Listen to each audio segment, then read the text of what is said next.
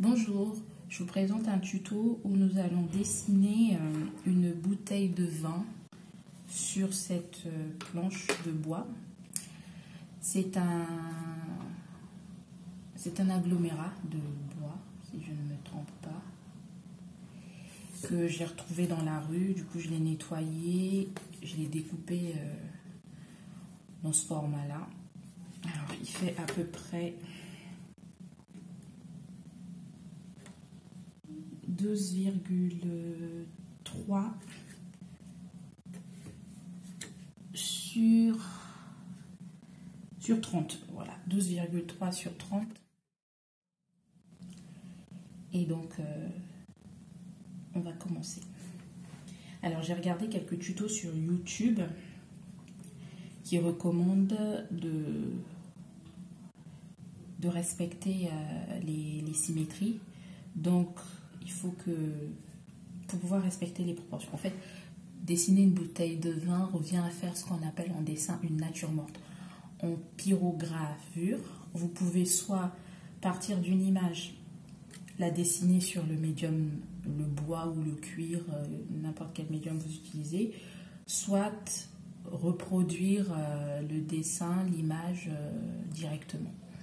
Alors, moi, je préfère dessiner d'abord au crayon et si je me trompe, je peux gommer parce que si je pars directement du médium et je commence à graver avec le pyrograveur et si je fais des erreurs, je ne peux pas faire retour arrière. Je ne peux pas gommer ce qui a été gravé avec le feu.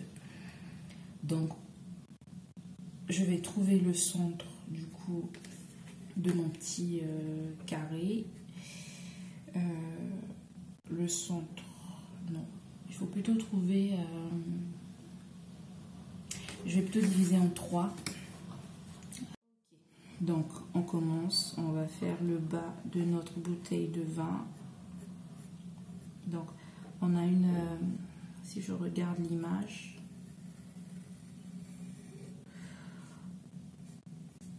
Donc, on veut faire un cylindre. Là, effectivement... on va vraiment aller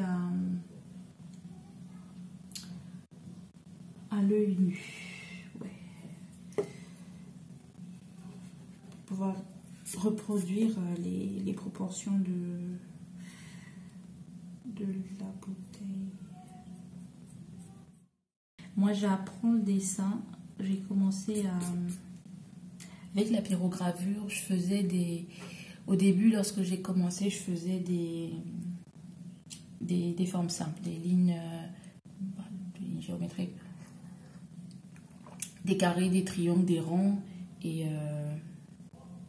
c'est ce qu'il y a de plus simple à faire, comme je dis souvent. Et c'est là que le fait de dessiner au crayon avant sur sa planche de bois est intéressant parce qu'on peut se reprendre, on peut corriger les éventuelles erreurs que l'on ferait. Alors que si j'avais commencé à graver directement, je pense qu'il faut atteindre une certaine maîtrise de la technique du dessin pour pouvoir directement pyrograver sur le médium avant de faire un petit croquis au crayon. Après, le souci, c'est que quand on gomme un peu trop avec le crayon, c'est que les traces de crayon restent sur la planche et après, lorsqu'on va pyrograver et que les endroits où on s'est trompé avec le crayon et qu'on a gommé, effectivement, qu'on ne souhaite pas graver, vont être visibles. Il existe des gommes pour gommer sur des planches de bois. Je n'ai pas encore testé et c'est pour ça que lorsque vous faites des dessins, il ne faut pas trop appuyer sur le crayon. Faites vraiment des traits fins. Là, moi, j'étais vraiment partie comme si j'étais en train de dessiner sur une feuille de papier. Et j'ai commencé déjà à marquer le crayon un peu trop fort. Ce qui fait que quand j'ai gommé, ça commence déjà à noircir la planche de bois.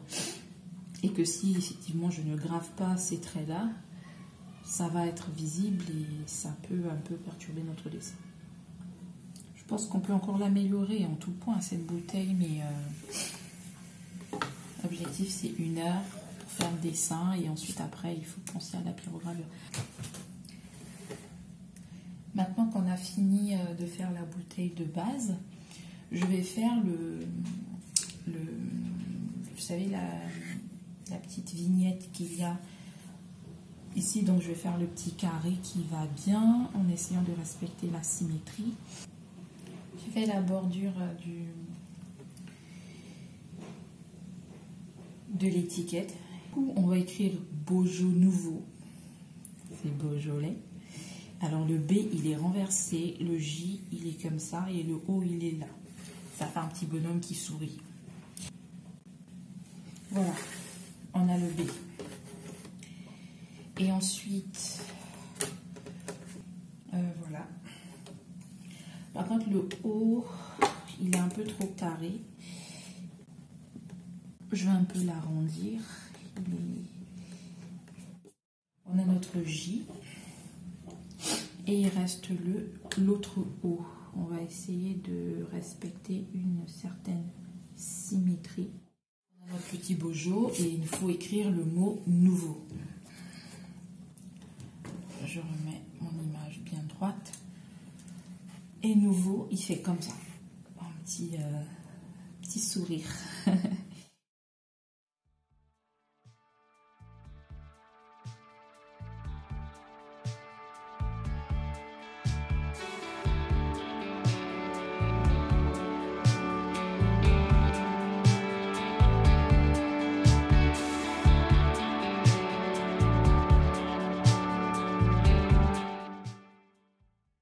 Bordure finalisée.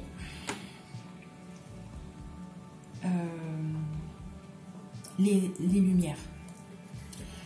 Alors là, je pourrais m'arrêter là et lorsque je vais pyrograver, avoir l'image en référence pour pouvoir savoir à quel endroit faire un remplissage en brûlant de manière très très foncée et d'autres en brûlant de manière très très claire. Mais je risque de me tromper et je préfère, je vais gommer les lignes de travail. Là, comme ça, ce sera fait. Parce que souvent, quand on oublie de gommer les lignes de travail, parfois on est parti dans le flot de la gravure. Il m'est déjà arrivé de graver des lignes de travail alors qu'il ne fallait pas. Et c'est un peu malencontreux. Ça se dit ça? J'ai un peu effacé, même si il reste encore visible les lignes de travail, mais vers la fin, je vais arranger ça. Donc, en termes de lumière, on a la lumière qui vient sur cette partie de la bouteille.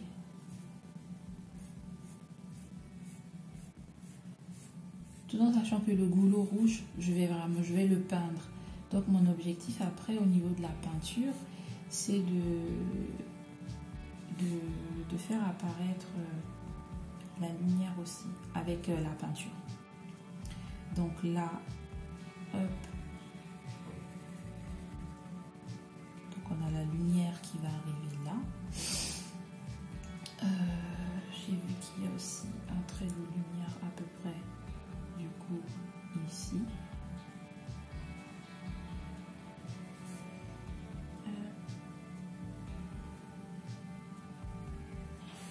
Ouais, on n'est pas très...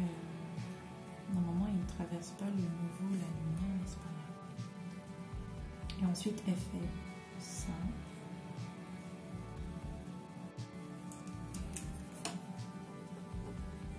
Il fait ça, le trait.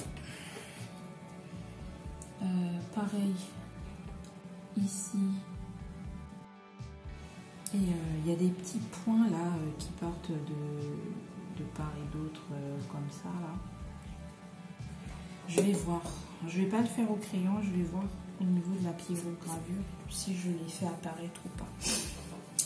Donc effectivement là, on a vraiment cette lumière et là aussi la lumière et là ça va être très foncé. Et là je vais faire des dégradés de brûlure pour pouvoir faire apparaître la lumière. Ça va être une première pour moi parce que je ne l'ai pas encore fait sur mes précédentes réalisations. Le dessin terminé, place à la gravure et après la gravure, la peinture.